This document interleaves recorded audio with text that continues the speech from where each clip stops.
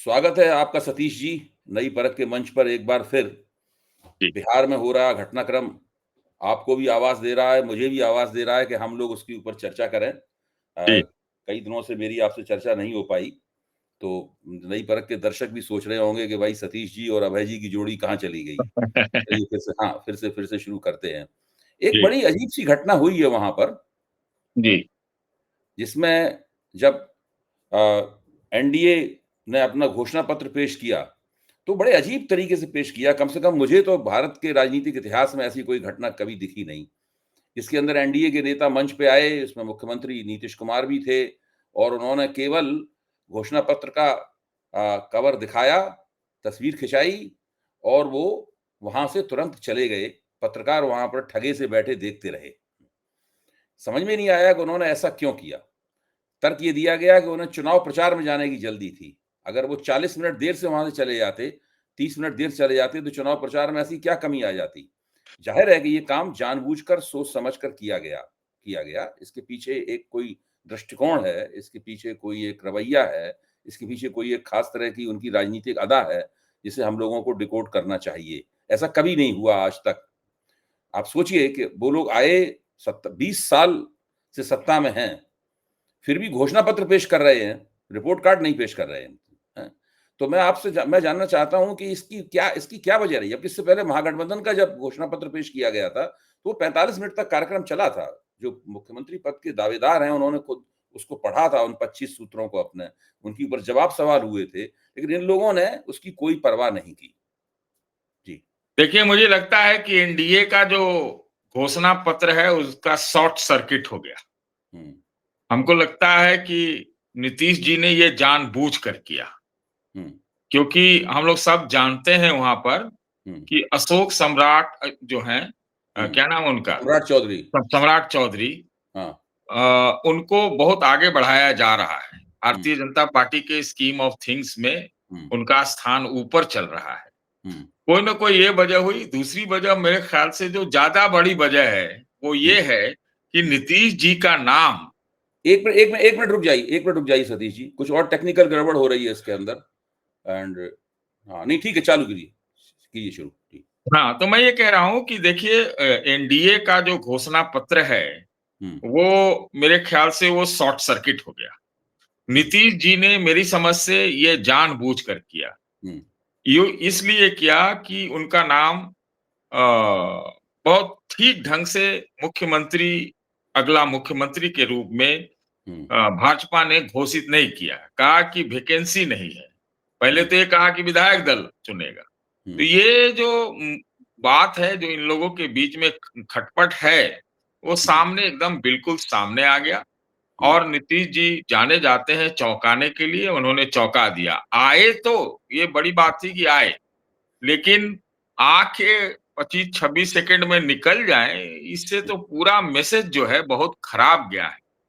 दूसरी बात ये है कि हमारे पास भी जानकारी है कि जो जेडीयू का नीतीश खेमा है, हुँ, आप मेरी बातों को ध्यान से सुनिए हुँ, कि जेडीयू का जो नीतीश खेमा है, वो बहुत नाराज़ चल रहा है, क्योंकि नाम घोषित नहीं हुआ और नाम अगर नहीं घोषित हुआ, जेडीयू में और भी खेमे हैं, कोई एक भाजपा खेमा भी है। इस चीज़ से हमको इसको नज़रअंदाज नहीं कर सकते। तो ये खटपट सामने आ गई और नीतीश जी ने जता दिया। इस देखिए इसका तो प्रस्तावना इसकी पृष्ठभूमि तो कल से 1 दिन पहले था। जब पिछले जब भी प्रधानमंत्री जी देश के प्रधानमंत्री जी बिहार आए, तो नीतीश जी मंच पे पाए गए। कभी भी आए तो मंच पे पाए गए। हुँ, लेकिन ये पहला मौका था परसों जब वो 2 सभा करने आए प्रधानमंत्री जी, वहाँ से नीतीश जी नदारद थे। नीतीश जी के भाषणों को मैं ट्रैक भी कर रहा हूँ। मैं खुद कर रहा हूँ। वो अलग से अपना चुनाव प्रचार कर रहे हैं और अपने वाले कंस्टिट्यूएंसी पे ज़्यादा ध्यान दे रहे हैं, माने जेडीयू को जो आवंटित सीटें हैं। हुँ, तो वहाँ पर जा रहे हैं हर वक़्त गाड़ी में नहीं मतलब हेलीकॉप्टर में नहीं, गाड़ी में भी जा रहे हैं। हुँ, हर दिन बताया जा रहा है कि 120 किलोमीटर कवर कर रहे हैं। हुँ, वहाँ वो जा रहे हैं और वो एक समन्वय की कमी साफ-साफ दिखाई पड़ रही है और नि अमित शाह जी भी गए थे, तो 15 मिनट ही मुलाकात हो पाई थी। तो ये है और ये मौका था उनके लिए कि घोषणा पत्र के बारे में बताएँ कैसे लागू होगा, क्या होगा, जो नए-नए वायदे किए और लगता है जैसे ये भाजपा का घोषणा पत्र जारी कर दिया हुँ, सम्राट चौधरी ने। हुँ, क्योंकि बाकी भी जो लोग थे, हुँ, उनकी भी सिर्फ़ उपस्थिति थी, मौजूदगी थी। हुँ। बोला कौन सिर्फ़? तो सम्राट चौधरी। सम्राट चौधरी और तो वो भी ये उनके चले जाने के बाद। जी, वही ना उनको लगा होगा कि अरे! ये तो इसका तो और उल्टा जाएगा, तो अपना उन्होंने पढ़ दिया। पढ़ने के बाद कोई सवाल-जवाब हुआ कि नहीं मुझे मालूम नहीं है, कोई लेकिन सवाल-जवाब नहीं हुआ, कोई नहीं, ये सवाल-जवाब सम्राट हाँ, चौधरी से भी कोई सवाल-जवाब नहीं हुआ। नहीं हुआ। तो हुँ, औपचारिकता निभा रहे हैं। हुँ, हमको लगता है कि एनडीए कैंप में बहुत ज़्यादा कन्फ्यूज़न फैल गया है, इसमें से कहीं दो राय नहीं और मैं एक निष्पक्ष रूप में बोल रहा हूँ। मुझे और कोई मतलब नहीं है लेकिन ये कन्फ्यूज़न है। सारे लोग, सारी पार्टियाँ वहाँ तो नारा लग रहा है ना अभय जी, हुँ, नारा लग रहा है कि भाजपा ही लोजपा है, हुँ, लोजपा ही भाजपा है। हुँ, हुँ। तो इधर से एक नारा और बुलंद लोगों ने कर दिया कि तीर ही लालटेन है, लालटेन ही तीर है। तीर तो है। ये इस तरह की चीज़ें हो रही हैं वहाँ पर। बहुत मतलब बड़ा ही एकदम कन्फ्यूज़न फैल गया है। बड़ी कुशलता से आपने आपने ये बात कही। मैं भी लंबे अरसे से विभिन्न मंचों पर ये कह रहा हूँ कि एनडीए 2 खेमों में बँटा हुआ है। एक खेमे में चिराग पासवान और भारतीय जनता पार्टी हैं और एक खेमे में जीतन राम मांझी, उपेंद्र कुशवाहा और नीतीश कुमार हैं। इन तीनों को ये लग रहा है कि अगर चिराग पासवान की मदद से किसी तरह भाजपा ने अपना आदमी मुख्यमंत्री के पद पे बैठा दिया, तो जो थोड़ी बहुत एनडीए की एक न कमज़ोर जातियों में जो पैठ है मतलब जो है और कमज़ोर जातियों की राजनीति जो एनडीए के ज़रिए होती है, ये तीनों मिलके करते हैं। अति पिछड़ों की, दलितों की राजनीति एनडीए वाले करते हैं, तो वो पूरी की पूरी द्विज जातियों के ऊपर ही आ जाएगी, केंद्रित हो जाएगी क्योंकि भाजपा ने अपने टिकटों का आधी टिकट तो उन्होंने ब्राह्मण, राजपूत, भूमिहार, कायस्थों को ही दिए हैं, 49% अभी हिंदुस्तान टाइम्स में पूरा विश्लेषण सामाजिक विश्लेषण प्रकाशित हुआ है, किसने किस जाति को कितने टिकट दिए हैं। तो 49% टिकट तो भारतीय जनता पार्टी वहाँ पर ब्राह्मण मुहावरे में कहें तो ब्राह्मण बनिया पार्टी है। अब मैं आपसे एक बात पूछना आकलन पूछना चाहता हूँ कि ये जो एनडीए के अंदर फूट है, जो लंबे अरसे से फूट पड़ी है और अब वो मंच पे आ गई है, खुल गई है आपके सामने। नीतीश जी ने चौंका दिया जैसा कि आपने कहा। तो क्या वोटों के ट्रांसफर में भी इसका कोई असर दिखाई पड़ेगा? या वो लोग कुशलतापूर्वक बेहतर बूथ मैनेजमेंट के ज़रिए या किसी और तरीके से इसके एक असर को न्यूनतम कर देंगे? देखिए न्यूनतम करना असर को उनके बस का नहीं है। हुँ, अगर उनके वश का रहता, तो भारतीय जनता पार्टी जो पूरे देश में अपने बलबूते दुनिया की सबसे बड़ी पार्टी बन गई है, फिर वो बिहार में अकेले कूदते। हुँ, अकेले कूदने की इच्छा भी होगी उनकी हुँ, और शायद उनकी इच्छा ये भी है अभी तक कि एक हुँ, भारतीय जनता पार्टी का मुख्यमंत्री बिहार में बैठ जाए। हुँ, लेकिन बिहार का जो सामाजिक समीकरण है, उसमें उनको नीतीश की ज़रूरत है। हो सकता है 14 तारीख तक ज़रूरत हो, ये बात सही है। लेकिन 14 से पहले भी तो बहुत सारी चीज़ें हैं, वोट तो 6 और 11 को पड़ना है। हुँ, तो बिहार में आपने 6 और 11 की तैयारी की है, हो सकता है 14 की तैयारी आपकी अलग हो। हुँ, लेकिन 6 और 11 में अगर आप ये सोचते हैं कि बिहार में हिंदुत्व वोटर से और अगड़े वर्ग के वोट से आप किला फतह कर लेंगे, तो मैं नहीं समझता हूँ कि भारतीय जनता पार्टी की रणनीति या चाणक्य नीति इस तरह से कामयाब है। उनको ज़रूरत थी तभी तो नीतीश को रखा, तभी तो उन्होंने गुलदस्ता बनाया उपेंद्र कुशवाहा और मांझी जी को। ये सब क्या है? ये सब पिछड़े वर्ग से हैं और आपने ये कहा मैं उससे थोड़ा-सा सहमत नहीं हूँ। ये हो भी सकता है। देखिए बिहार की पार्टियों में इस बात का सोच है, इस बात की समझ है कि भाजपा अगर आ गई, तो हम लोग का राजनीति चला जाएगा। तो इस आधार पर वो अपनी रणनीति तय करते हैं और मुझे जो जानकारी है उसमें ये भी बताऊँ कि ये बात चिराग पासवान को भी समझाने का प्रयास किया गया है हुँ, कि आप आज हो, आप हनुमान आज हो, कल आपकी लंका लग सकती है। लगाई जा सकती है। इस तरह की बात हमको सुनने में आया है। तो मैं ये कह रहा था कि वोट ट्रांसफर का जो आपने सवाल पूछा है, जब वहाँ 80% से ज़्यादा 80% से ज़्यादा पिछड़े वर्ग के लोग हैं, तो वोट ट्रांसफर में ये तो आप पूरे देश में हो सकता है कि आप बेवकूफ बना करके आप वोट ले लें। बिहार में ये संभव नहीं, इसलिए कि वहां पर सामाजिक न्याय और मंडल की शक्तियां इस मामले में बहुत ज्यादा समझदार हैं और वो उनको ऐसा लगेगा कि उनके पिछड़े वर्ग का कोई नहीं बन पा रहा है या अगड़े वर्ग का प्रभुत्व भी हो रहा है, तो वो सब मिलके वोट एक तरफ दे देंगे या फिर बीजेपी अगर उम्मीद करती है कि उसको वोट नहीं मिलेगा, ऐसा मेरी समझ है। जेडीयू का जो कोर वोटर है, पचपनिया, पचफोड़ना, लवकुश आदि, हमको नहीं लगता। हो सकता है मैं गलत हूँ, मैं नहीं कह रहा कि नहीं हो सकता, लेकिन वो ट्रांसफर नहीं करेगा और इसका असर उल्टा भी होता है, तो फिर भाजपा का वोटर भी नहीं करेगा। तो ये बड़ा कन्फ्यूजन सा एनडीए में फैल गया है। भारतीय जनता पार्टी के प्रदेश के एक बड़े नेता ने मेरे जानने वाले के सामने कहा, उनसे कहा कि इस बार तो लग रहा है हर जगह, हर सीट पे संघर्ष है। ये हाल-हाल की बात है और जो बड़े नेता हैं, बहुत बड़े नेता हैं और जो जिनको बोला वो भी एक बड़े आदमी, है कि नहीं? वो भी भाजपा में बहुत एक्टिव है।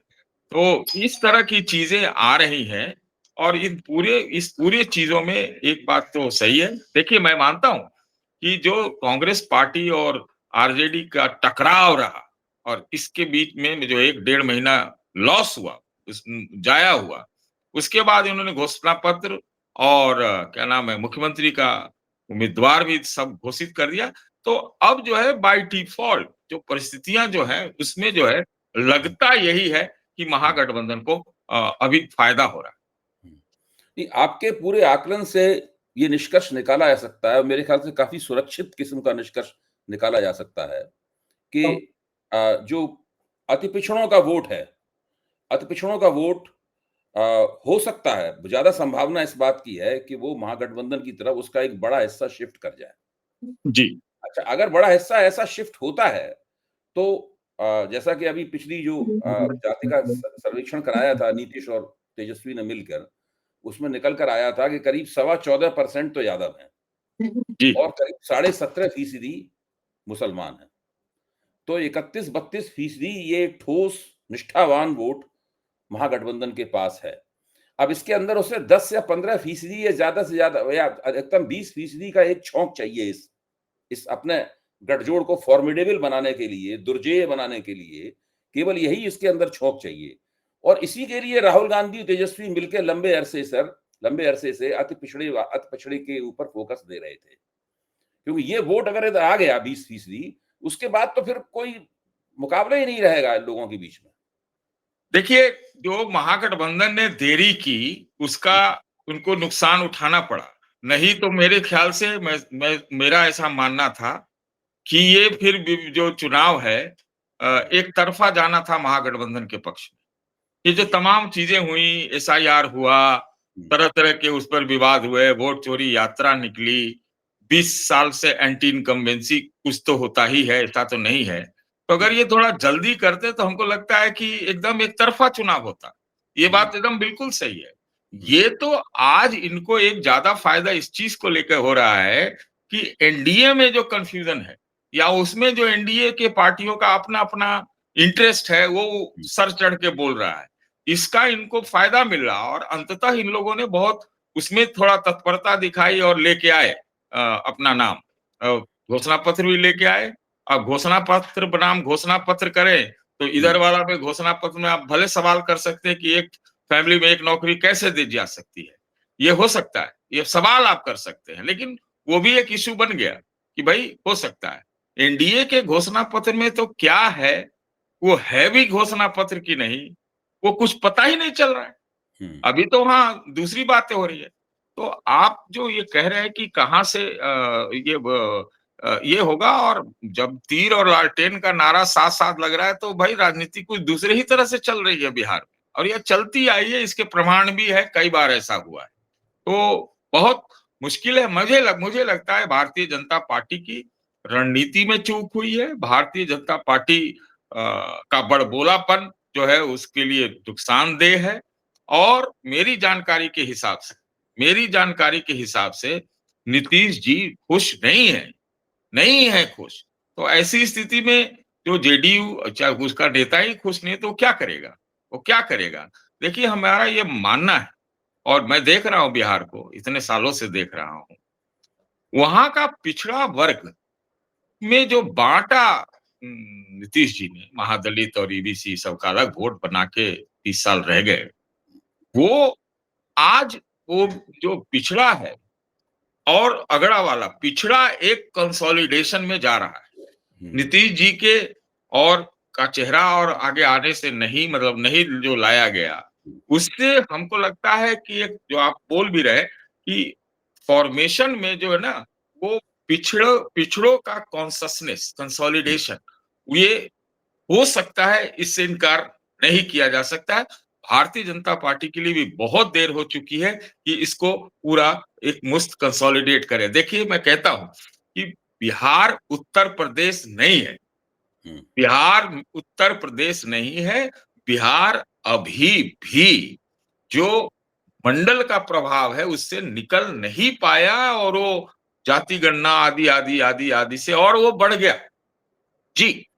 जी, आप बिल्कुल ठीक कह रहे हैं। मैं एक हम दोनों बस बात को समझ रहे हैं, मैं समझता हूँ कि जो नई परख के योग्य दर्शक हैं, बुद्धिमान दर्शक हैं, वो भी इस बात को समझ रहे होंगे, लेकिन अभी इस बात को और भी स्पष्ट करने की ज़रूरत है। आखिरकार वो कौन से आग्रह हैं जिनके कारण भारतीय जनता पार्टी ने ये रवैया अपनाया जिससे उसी के मोर्चे में फूट पड़ गई? आखिरकार वो देखिए कौन वो से आग्रह हैं? मैंने आपको कहा कि उनका मंसूबा था, उनका उनका इरादा है था मैं कहूँगा या है भी कह सकते हैं, अपना मुख्यमंत्री बनाने का। नीतीश जी की तबीयत, नीतीश जी का जो ये सब सवाल तो हैं, देखिए हुँ, इसमें कोई दो राय नहीं है कि नहीं है, सवाल हैं। तो उनको लगता होगा कि यही फिल इन द ब्लैंक करने का टाइम है और अब बिहार पर भी कब्जा कर लिया जाए। तो हमको लगता है थोड़ा जल्दबाजी उसमें उन्होंने कर दी। उनको और थोड़ा दूसरे ढंग से करना चाहिए था या कहते कि भाई नीतीश जी हमारे चेहरा नहीं है, हमारा यही चेहरा है, पिछड़े वर्ग का कोई चेहरा है, लेकिन है कहाँ कोई चेहरा? तो ये सब रणनीतिक भूल हुई या हो सकता है कि हिंदुत्व के प्रभाव का कुछ ज़्यादा ही उन लोगों ने आकलन कर लिया हो कि बिहार में भी उत्तर प्रदेश घुस चुका है। तो ये हमको नहीं लगता और उत्तर प्रदेश में भी खुद इन्होंने एक सोशल इंजीनियरिंग की वोट में 2017 से लेके आगे भी और उनको उसका फ़ायदा भी मिला। लेकिन आपको 2024 के चुनाव में दिख गया कि ये जो पिछड़ा वर्ग जो है, वो एक समय ऐसा होता है कि जो आर्थिक कारणों से, सामाजिक कारणों से फिर तुरंत एक होने में उसको समय नहीं लगता और यहाँ पर भी वो बिहार में ये चीज़ हो रही है। इसीलिए तो मैं कह रहा हूँ कि उत्तर प्रदेश में जो मायावती जी बहुत उनको एक्टिव किया जा रहा है, उसके वो रणनीति उनकी ठीक है कि वो एक अलग स्तंभ बनेंगी, तो ये जो पिछड़ा कंसोलिडेशन है, उसमें जो है पिछड़ा राइट, से मतलब मैं दलित मैं समझ गया। कंसोलिडेशन इसका मिला के मान रहा हूँ। तो मायावती लगता है 8-10 साल के बाद एक्टिव हो रही हैं, ये आप समझ सकते हैं। ये काम हुँ, उन्होंने बिहार में किया है क्या? हुँ। अच्छा, अब आखिरी एक सवाल जो बहुत ज़रूरी है पूछना, इससे लगता है कि नीतीश कुमार की जो राजनीति है, जो 20 साल से एक कामयाब राजनीति है, वो राजनीति कुछ भी कहिए, अब एक बहुत ही विकट किस्म की समस्या में फँस गई है। ना भाजपा उन्हें मुख्यमंत्री बनाना चाहती है और अगर वो पलटी मार के उधर जाएँगे, तो वहाँ भी मुख्यमंत्री की कुर्सी उनके लिए खाली नहीं है। 2 बार राष्ट्रीय जनता दल उनको मुख्यमंत्री बना चुका है। और भाजपा कई बार उन्हें मुख्यमंत्री बना चुकी है। तो ऐसी स्थिति में अब नीतीश कुमार क्या मझधार में फँसे हुए नहीं हैं? देखिए, नीतीश कुमार की पार्टी पर ही संकट है। पहली तो बात मैं ये कह दूँ। कुछ इधर चले जाएँ, कुछ उधर चले जाएँ, इसकी संभावना है। इससे इनकार नहीं किया जा सकता। मैं आपको थोड़ा विस्तार से बताना चाहता हूँ। आज ही मैं सुबह जो जो नीतीश जी का गृह जिला है और उसके आस-पास का इलाका है, वहाँ के एक प्रबुद्ध व्यक्ति ने मुझे बताया कि वहाँ 4-5 सीटें नीतीश जी की फँस गई हैं। हुँ। वो हालत है। तो अपने गृह जिले में आप उनकी दर्शकों की लाभ के लिए बता दीजिए उनका गृह जिला वगैरह ताकि जो बिहार के दर्शक नहीं है उनको भी पता लग जाए। ये जो नालंदा का इलाका है ना, नालंदा, बिहार शरीफ, हुँ, इस्लामपुर, एकंगरसराय, हुँ, अस्थामा ये जो इलाका है, हुँ, हिल्सा, हुँ। ये है उनका गृह क्षेत्र जिला या प्रभाव वाला बहुत से बुनियादी क्षेत्र। हुँ, हुँ। तो वहाँ के एक व्यक्ति ने मुझे बताया कि वहाँ 4-5 सीटें फँसती हुई नज़र आ रही है। तो हुँ। ये तो अंदरूनी स्थिति है, एक बात। दूसरी बात जो ये घटना घट गई, क्या नाम है क्या नाम है ये मोकामा में, हुँ। जो एक दुलार चंद यादव की शिवराज हत्या चंद्र यादव को गोली मार दी गई। हाँ, हुँ, हुँ। हाँ। तो वो जेडीयू के कैंडिडेट जो हैं बाहुबली अनंत सिंह उनके ऊपर आरोप है।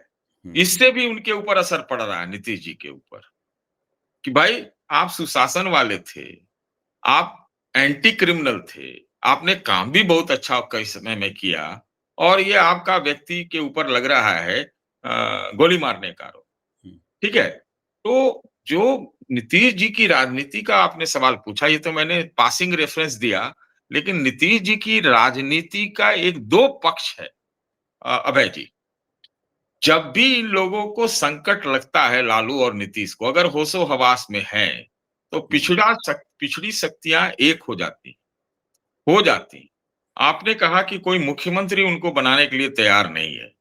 मेरा ऐसा मानना है, मैं कहता हूँ, ठीक है, बीजेपी तो नहीं है तैयार, ये तो ऑलमोस्ट क्लियर है। हो सकता है जिस प्रकार से महागठबंधन ने आप भी मानेंगे कि महागठबंधन ने कभी नीतीश के ऊपर जो एक हमला होना चाहिए नहीं राजनैतिक, किया। हुँ। उन्होंने नहीं किया है, नहीं किया है। नहीं तो एक अस्थिर मुख्यमंत्री अ, के ऊपर या एंटी इनकम्बेंसी के लिए यही पॉइंट हो सकता है चुनाव का, कि भाई ये मुख्यमंत्री लायक नहीं है, वहां तो कोई अस्थिर आदमी बैठा हुआ है जिसको कुछ होश-हवास नहीं, पता नहीं। लेकिन जी। उससे पूरी तरह से महागठबंधन बचता आया है। तो ये हमारे दिमाग में ये बात आ सकती है कि लालू और नीतीश के बीच में क्या कुछ न कुछ बातचीत हुई होगी, इससे हम इनकार नहीं करते क्योंकि मैं थोड़ा इनसाइड इन्फॉर्मेशन भी रहता है मेरे पास। जी, जी। तो अ, इसमें हम तो यहाँ तक कहने के लिए तैयार हैं कि नीतीश जी एक अच्छा नंबर ऑफ सीट ले आए उनकी पार्टी, हुँ। तो वो अभी भी उनको 1 आध 2 महीना 3 महीना के लिए मुख्यमंत्री महागठबंधन तो मान सकते, मैं आपको बोल रहा हूँ, और वो सीधे उत्तराधिकारी जो है फिर वो तेजस्वी को हो सकता है। तो सारी संभावनाएं खुली हुई हैं। नीतीश जी ने जिस तरह से अपना दम दिखाया, आपको ये बताऊं, उनके ऊपर ये था कि ये कहीं माला पहना देते हैं, कभी कुछ बोल देते हैं, कभी कुछ कर देते हैं, लेकिन मैं उनके सारे भाषणों को देख रहा हूँ, वो बिना चश्मा के मंच से लिखा हुआ, उसमें कोई गलती नहीं कर रहे हैं हुँ, पढ़ने में, हुँ, है ना? और भाजपा वाले तो 80-20 ओसामा हुँ, आदि-आदि का मुद्दा भी उठा देते हैं। नीतीश जी हिंदू-मुस्लिम यूनिटी की बात कर रहे हैं, हुँ, चुनाव प्रचार में। आप समझ लीजिए इस चीज़ को। हुँ, तो हुँ, उनको ये सारा पता है और अगर उनको साइज़ेबल नंबर ऑफ सीट आया, तो फिर कुछ टेम्परेरी ही सही, अस्वस्थता के बावजूद भी उनको ये लोग मान ले सकते हैं, मैं आपको बोल रहा हूँ, लेकिन इसकी संभावना कम है। मैं ये भी कह रहा हूँ संभावना कम है, इसलिए मैं एक बात को बराबर कह रहा हूँ कि इस पूरी परिस्थितियों में जो फ़ायदा बाय डिफ़ॉल्ट इस सब का बाय प्रोडक्ट है, वो हुँ। तेजस्वी को ऐसा लगता है, मैं दूर में हूँ, अभी वहाँ गया नहीं हूँ, बातचीत खाली करते रहता हूँ, वो हो रहा है। ठीक। बहुत-बहुत धन्यवाद सतीश जी। बहुत आपने विस्तृत और गहन विश्लेषण किया। आपकी उँगलियाँ नब्ज़ पर रखी हुई हैं बिहार की और हम लोग नई परख के दर्शकों से इसी प्रकार संवाद स्थापित करते रहेंगे। बहुत-बहुत धन्यवाद।